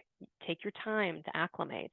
Yep, we're not going to support. There was a gentleman I worked with years ago who had been institutionalized for in a mental health institution for quite a number of years in his life, and in particular when he was young. So for him, knowing that he could decide when he slept in his room and not was a really, really big deal because he'd been locked into spaces before. So he needed to do that. Yep, baby steps, exactly. Yep. Awesome. Anyone else before I move to the next principle? Oh, yes, Ari, definitely. Be clear that nobody can access your unit without permission or notice. Yep. That's big for Ari and some tenants that she worked with. 100%. Yeah, nobody's going to barge into your room without your permission. That's not allowed. It's not legal. Yep, all those things. Yep. All those lease education. This is how I can help you, and you can help yourself to be a quote unquote successful tenant. These are the things that where we can provide. Yeah. All right. So thank you for all those. Next, I want to talk about next principles, trustworthiness and transparency. So people feel safe typically when they know what to expect, right? And that people are going to follow through. And the great examples of that were given earlier in chat as well. So thinking about how many times that the folks that you're working with have been let down, maybe had trust broken, or not been given the whole story or information up front so that you can make an informed decision about something, or decide if you fully wanted to participate. It's probably happened quite a lot to the folks that you're working with. So really by creating that atmosphere and practice of trustworthiness and transparency, that's where you can really utilize that unconditional positive regard. So the folks that you work with know, like, hey, you can prove because trust is earned. I'm a trustworthy person, right? I'm not going to have any gotcha moments for you. Same thing with us, each other as peers, supervisors, with staff. That's just important to do with other humans in general. So thinking about this in a housing and services context, important to let people know what's going to happen, let's say in a meeting, for example. You know, what are we going to be talking about? What are the documents that you need to bring to this meeting, if that's relevant? What is the person that, you know, what do you, individual working with me, what would you want to bring up in this meeting? And then, of course, you know, literally showing up to the meeting, being present and showing up, whether it's in person or virtual. And this includes really having to find ways in which you collaborate with other organizations. I think about this relates a little bit, for me at least, to what Ari shared about like who can access your unit without permission or notice. Who can I share information with? Who would you like me to share information with or not to share information with? HIPAA, all those sorts of things. Oftentimes, I think transparency can make folks a little bit nervous. You know, what if I share too much and then this person shares all my business and I don't want them to? So what is too much? So really assuaging those fears, having direct conversations, and centering information sharing on transparency helps take away from that practice of power hoarding that we've been talking about a little bit too, and reinforcing and uplifting an individual's agency to make their own decisions. How can we center those who are being impacted so that they really have a say and that they're leading their journey, and honor that wisdom that they bring into a space because they're the ones that know themselves best, right? Not anyone else. We each know ourselves best. So in thinking about that again, thinking back to Jay, so let's say you've met with Jay and with his consent, you set up a meeting with a new mental health services provider. What are some different ways you all can think of to build trust and transparency with Jay as you kind of prepare for that first meeting? He's asked you to to escort him or drop him off at that initial meeting. What are some things you're thinking about to help build that trust?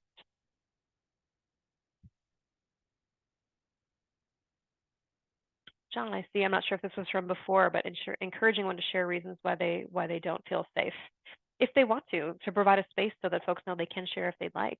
Yep, so that you can address that. Yep. Yep. Aaron, how's he feeling about the meeting? Yep. Just talk through it. Having open communication.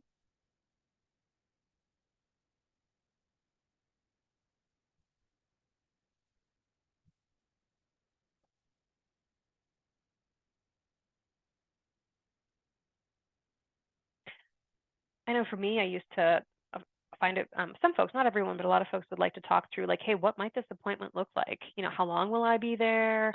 Where do I go? What can I expect? How long will it last? Those sorts of things. Yep.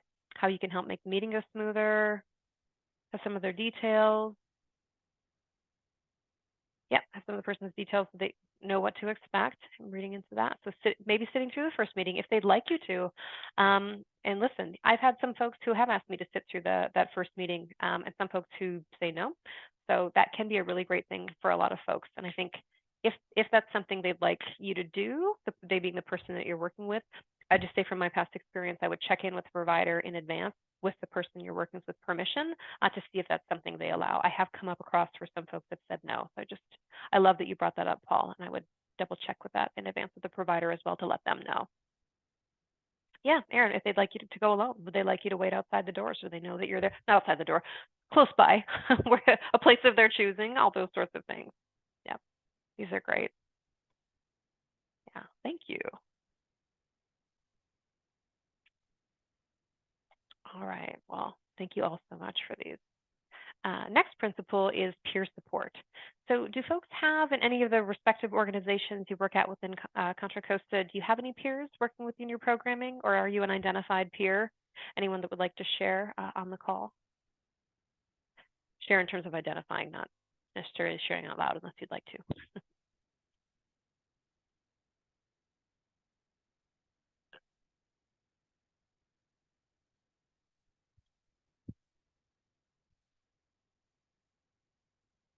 Nice, Victoria, that's great. Certified peer specialist. That's awesome. Very cool. So we have at least one. Thank you, Victoria, for sharing and representing. Awesome.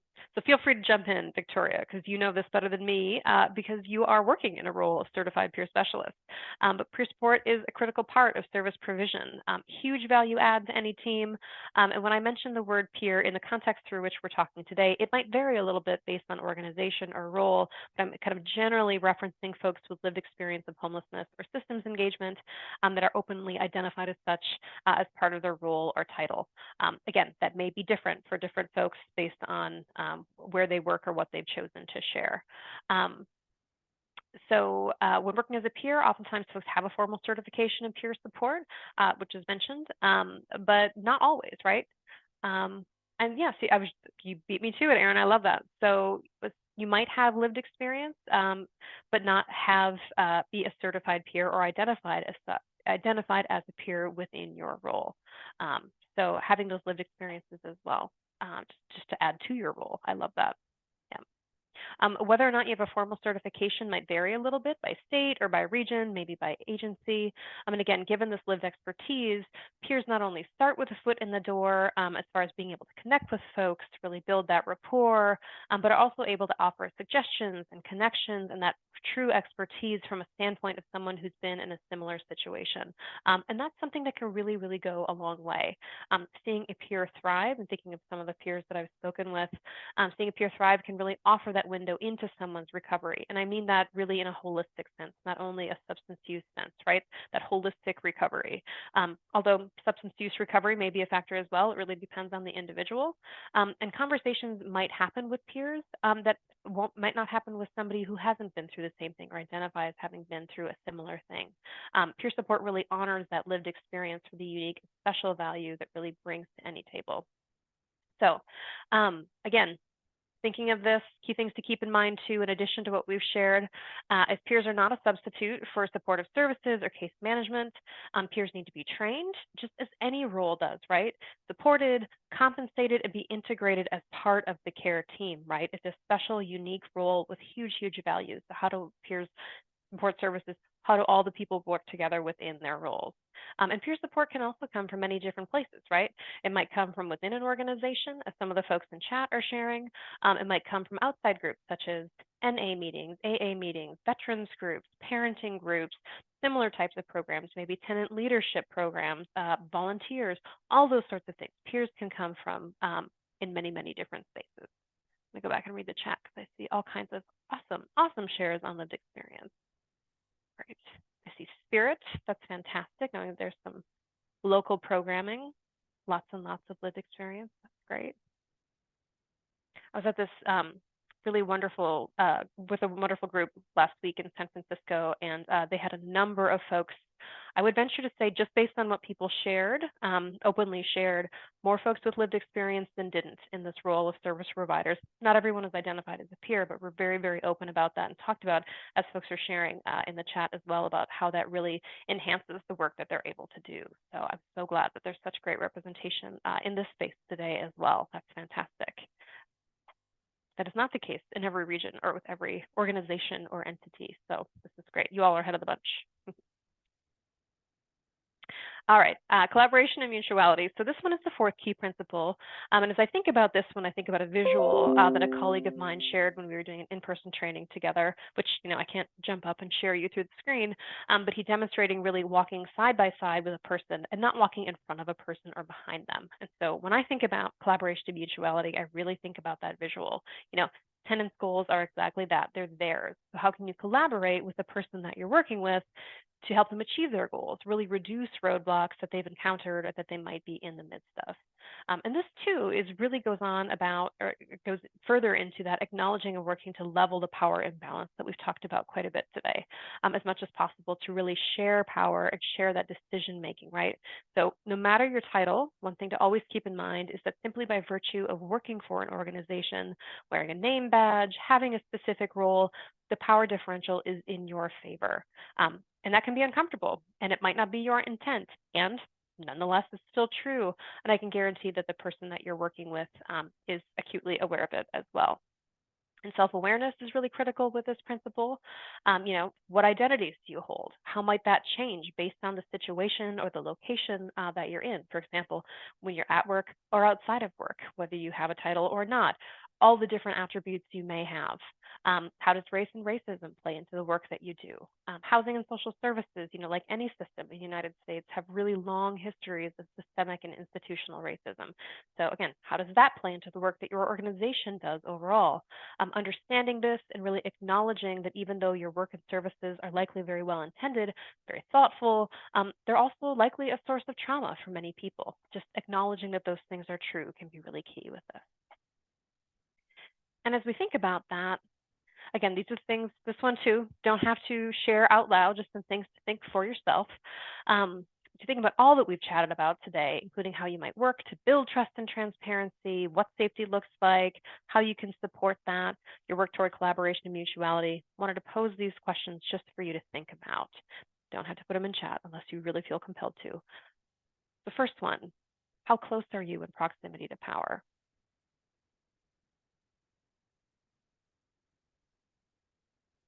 I'll talk and give you a moment to think about that. And it might vary based on the situation, like I mentioned a moment ago, at a location.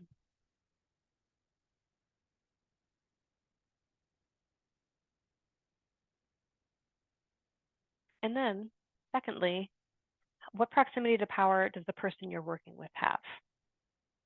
This is going to vary by person, and we definitely cannot and should not speak for people. But I think it is important, again, to consider this when in a supportive housing context.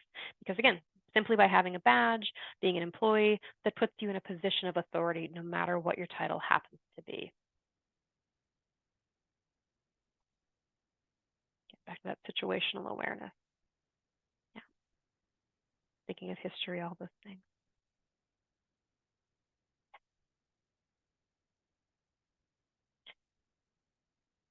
And the next wanted to touch on the fifth principle, which is empowerment, voice, and choice, which I think is really at the root of so many things that humans need.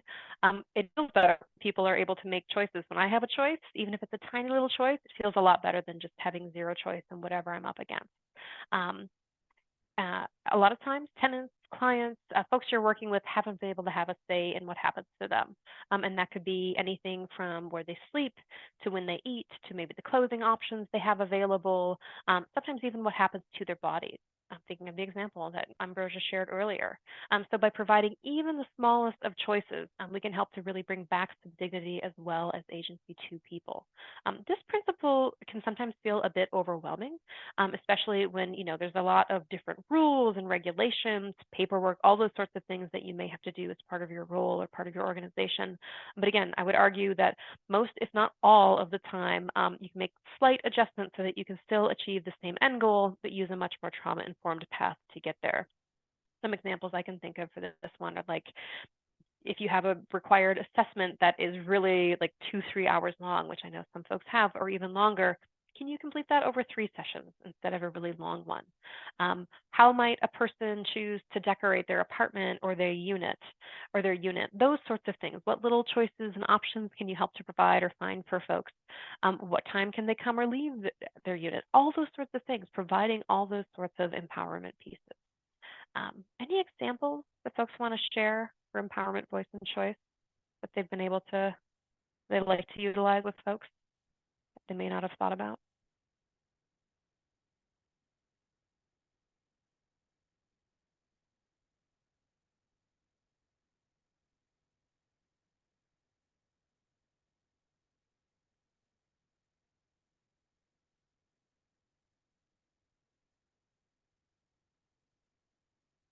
I know for me, this one's, it's funny because it's relatively straightforward, but then when I'm in the moment, sometimes I feel a little bit boxed in. So I'll just invite folks to think as you kind of go about your day after this and your work. Where can we offer additional choices for ourselves and others? Oh, I love that, Erin. Yeah, just acknowledging to clients they have a voice and choice. Yep. Yep. And asking, as someone, I think it was Ebony mentioned earlier, asking folks, how can I help you feel safe? All those sorts of things. That's offering choice as well. Yeah. So the sixth and final principle is culture, history, and gender. So in thinking about this and thinking about culture, gender identity, what's happened in our past, all of these things, all of that shapes who we are. So it's very important to be sensitive to these things, but also not assume, right, based on what a person may look like or an experience they've had or where they grew up, all those sorts of things. But incorporate all these different things that we know about people that people choose to share with us so that people feel comfortable. This principle, again, is about providing services that is responsive to each of these things, values cultural connections, and also really meets the racial, ethnic, and cultural needs of tenants and recognizes that impact of historical trauma. Ooh, I'm looking at, and Jamie shared, I think this was on empowerment, voice and choice, meeting locations. That's a huge one. Yeah, go to them or meet somewhere rather than having them come to your office. Exactly. Where do you want to meet? Yep. And once you get to that place, where would you like me to sit? All those sorts of things. Thank you, Jamie, for adding that. Really key one. Additionally, as we think about this principle, the culture someone comes from really influences how they might ask for help, or if they'll ask for help at all, the language that that person uses, how it's expressed, family structure, do they have an individual or a group coping style, all of these things. And it's really dynamic and changes continually because it's influenced both by people's beliefs as well as the demands of their environment. So I can think of an example for me that comes to mind is a gentleman I worked with years ago who, as I later found out, it turned out that he was experiencing auditory hallucinations, and he was age-wise, he was in the midst of, he had emerging schizophrenia that was coming up. He lived in the U.S. since he was a teenager, but where he grew up, his country of origin, mental illness was considered to be a very, very taboo subject. So when he started to develop these symptoms, he didn't say a word. He just kept it to himself and completely inside. And things continued to progress, continued to get worse. His symptoms continued to grow. And it took a really long time and many therapy sessions with a very savvy and experienced and compassionate therapist before he finally shared some of what he'd been experiencing. And that's when he was able to really get help. So again, our past, so many different things influence how this might come up for us, what we'll share or not. Now, note on this as well, as we think about culture and identity and gender and all those sorts of pieces, is want to mention culture humility, which I know Ambrosia referenced earlier. Wanted to get on the same page about this. It's defined as a lifelong process of self-reflection and self-critique, whereby the individual now only learns, or not only learns about another individual's culture, but really, again, starts with an examination of one's own beliefs and cultural identities. So this is different than cultural competency. Again, not that one is necessarily bad or the other one is good, but they are different. Though I will add that while cultural competency is often intended as a tool for addressing power dynamics, when measuring cultural competency, whiteness is often centered and used as the quote unquote the norm. So cultural incompetence on the flip side then would be framed as a lack of understanding or knowledge about the other, and othering is never a good thing. So the focus is on learning about someone else's culture versus your own, whatever yours may be, right? However you identify culture for yourself. So with trauma-informed approaches, all of what we've been talking about today, some type of way or something like that. what we've been talking about today with trauma-informed approaches, it's really, really critical to start within and, do your own homework, do your own reflections about yourself, your own culture. How do you show up in the world? What influenced that approach? And with that, cultural humility can come into play as you're thinking about that, being in community with other people. Key to this is really approaching people and situations, kind of all things with curiosity, being willing to admit when you make a mistake or cause unintentional harm, like we mentioned earlier, taking ownership for that because no one's perfect. You're going to make mistakes. I do all the time. Exploring your own biases too. How you respond and address and learn is really critical, which is where being aware of things like historical trauma, legacies of oppression, things like that really come into play. And culture isn't static, it's fluid and it can shift over time. It's influenced by a number of things. The final piece I'll mention on this one is just that I really like culture humility because nobody can truly, in my opinion, be fully competent in another person's culture. So this kind of helps take the pressure off and really shift and frame things as approaching someone and something and learning as curiosity, which feels a lot less pressure inducing, if you will. All right, so we're gonna, I think, have some time for questions here in just a moment, but wanted to kind of wrap up our 6 principles of a trauma-informed approach. I'd be remiss to not specifically call out anti-oppressive practices as we do that. So it's come up a lot in our discussion today, from ACEs to principles of safety and trust and mutuality and so many different things. Again, to get us on the same page with the definition, as you can see on your screen there, anti-oppressive practices recognize that the oppression that exists in our society or space and aims to mitigate the effects of oppression and eventually equalize the power imbalances that exist between people. It also recognizes that all forms of oppression are interconnected in some way, shape, or form. So really kind of sums up the 6 principles that we've been talking about today. You cannot be trauma-informed without race equity. Centering and honoring culture and trauma-informed practices is something that's been taking place for centuries, and especially in communities of culture. It's not something that SAMHSA magically created out of thin air. I appreciate their materials and their resources and what they've done to enhance the field, but it wasn't created by SAMHSA, a federal organization, right? So as you think about your own individual approach to being trauma-informed, as well as that of your organization, how are you working to really level those power imbalances? Who has a seat at the table? How are you leveling those power imbalances that we've talked so much about in our time together today?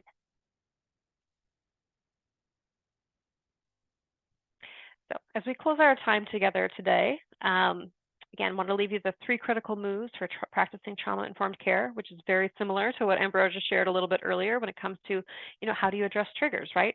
You've likely noted, very similar to that. So first, reduce that harm of ongoing trauma. Wherever possible, can you eliminate or reduce it, any kind of traumatic experience that's still occurring? Clearest example, I think, in the supportive housing context is assisting a person in exiting the traumatic state of literal homelessness by helping them move into housing. Because that transition in and of itself may be disrupting and overwhelming, but also the move to a safe and secure location where they can lock their own door, choose who goes in or out, let them know who can come in or out, all those sorts of things is huge. Second one, build resilience. Can't take away what happened to people or ourselves for that matter, but we can help folks to build resilience so they'll be less impacted by trauma. In a field like supportive housing, again, where participants, staff, so many people are dealing with the impacts of trauma, this applies to everybody that's involved and not only tenants. So taking time to really acknowledge and celebrate the resilience of people. And then thirdly, again, not possible to provide an environment that will assure that no one will ever experience trauma or a distressing memory ever again, but it is possible and both respectful as well to structure the environment in a way that makes it less likely for this to occur, and to give participants the power of choice over how and when they're reminded of those distressing experiences. Again, I'll keep going back to Ambrosia's example. In that one, the gentleman that was there, it wasn't safe for him to have a roommate. That didn't help him to feel safe. So making that shift so he could have his own space, that was really critical. So let's revisit Jay's story a little bit as we kind of wrap up our time together here. Now that you've heard more about the 6 principles and culture of humility, any additional pieces you're thinking about, or things you might employ, or ways that you might employ any of the 6 principles, or anything that's come to mind while we've been talking?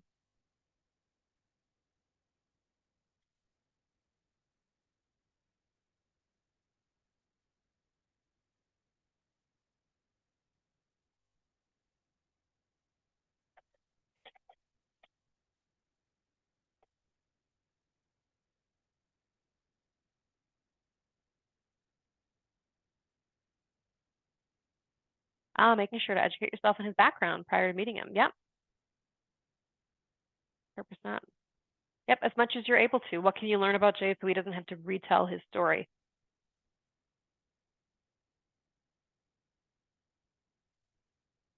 And also make space too for him to share additional details as they come up and as he feels comfortable.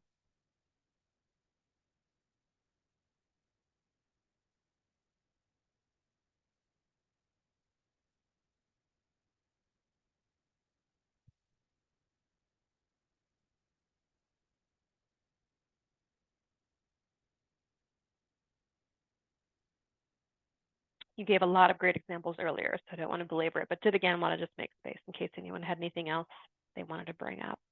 Erin, yep, approach him as an equal. Exactly. Yep. It's Jay's life, it's Jay's story. Yep. How can you level that power imbalance as much as possible to help him center him and his experiences and provide choice? Yeah. Awesome. Thanks, Erin.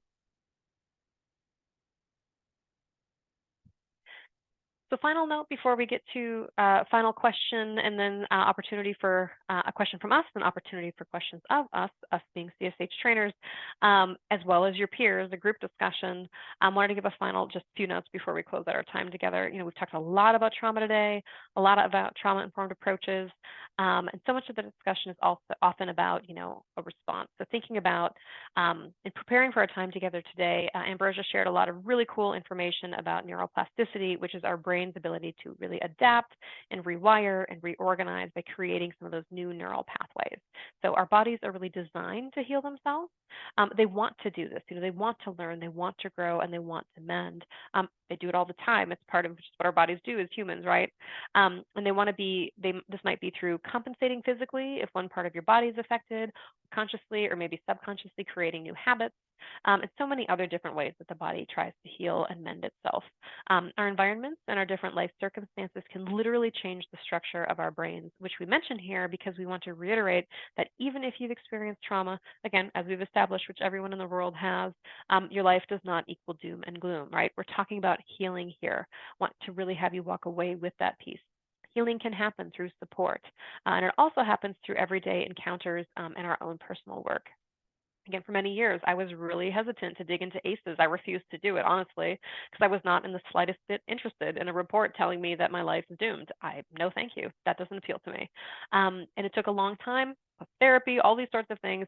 And finally, I got up the nerve to just do a little bit of investigating. And I was really happy that I did because it helped me to realize that my life and my health outcomes based on the ACE score I have, it's not a foregone conclusion. Sure, things have happened to me. Yes, I experienced trauma, and everyday events can help to heal that trauma. Your work in the field is not only about, you know, not making it worse, but also how can you really help to facilitate healing. All right, and so the last piece, we have a mentee for this one in case anybody would like an anonymous share.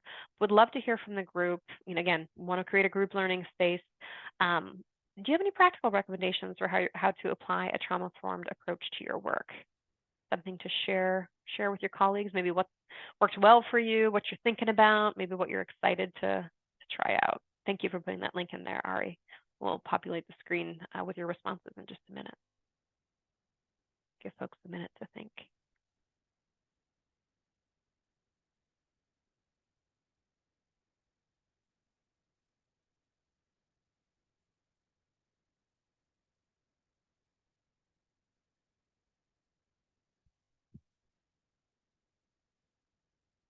If anyone has any, you can pop them in there. Share a bit of your own story. Yeah, thinking about the why of sharing. Yep. As well as part of that. Yep. We're all real humans. Yep. Recognize when your own trauma is running things, get your own support so I don't make things worse for a client. Ooh, I love that one. That one hits me I can relate to that. Yep. I think about that too in relation to the share a bit of your own story too. I feel like that's like the and piece to it. Yep. The why of sharing and recognizing self-awareness. Yep. Staying present, being informed of the client's trauma, what they're doing to recover. Yeah. Thanks for these. Anyone else? If not, that's okay. I know it's been a long 2 hours. It can be a long time to sit at a screen. So I want to just acknowledge that, but also want to make space.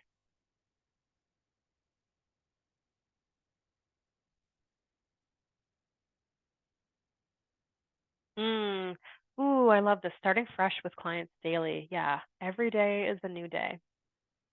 Yep. Yep, that's great. How can we give the benefit of the doubt?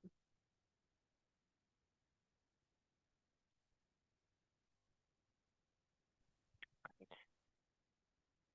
All right. Well, thank you all for this.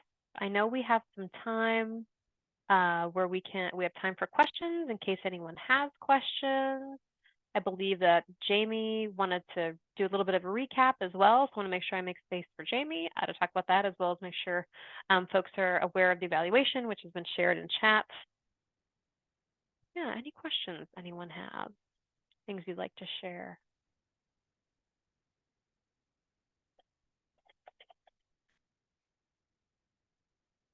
Seeing in chat. Yeah, Ambrosia. Yeah. Experiences at event create trauma, also can heal trauma. Yep. Love that. So your engagements with clients, even if they feel informal, can contribute to healing when trauma informed. Yep.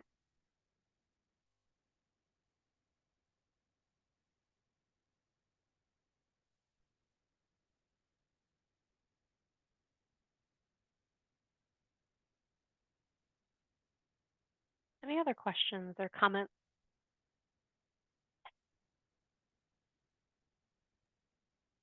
I'll just hop in and add, first of all, thank you. This was tremendous.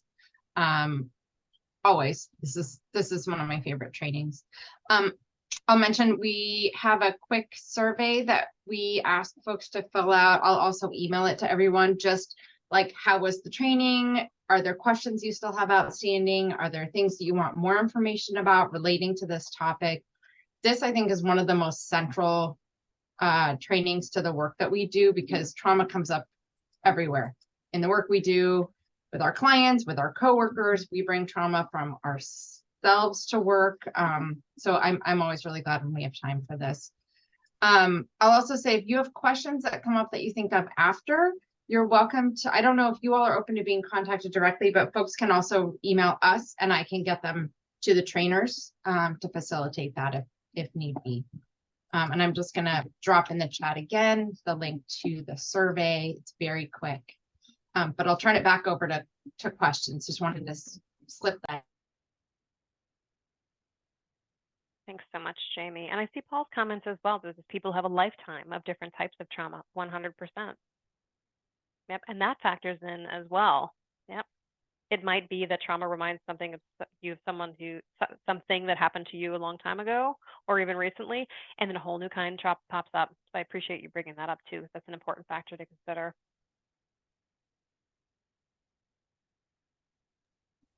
One thing I was just thinking about is sometimes we have clients that are like in and out of our system. And so I think it's also really important to remember that people do heal and evolve. And so maybe the first time that you worked with this person, they were really messy.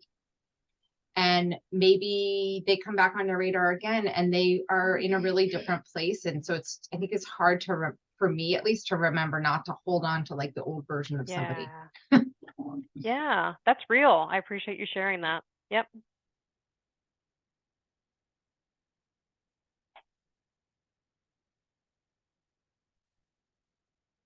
I think we all grow and evolve. I'm random related maybe, but not.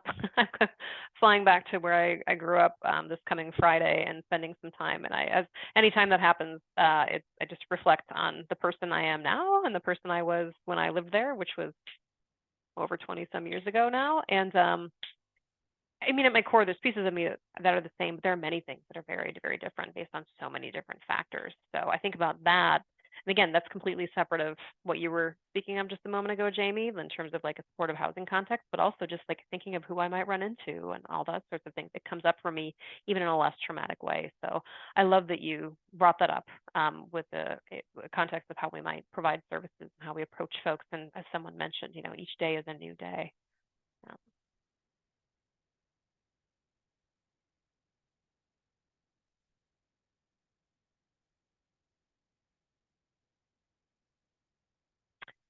All right. We can leave things hanging until noon exactly, but it sounds like we're done. I really, really appreciate all of your work, all three of you. And again, I will be following up with an email to everyone that registered with a recording link, the materials, and another copy of the survey. Awesome. Thanks so much, Jamie. Thank you.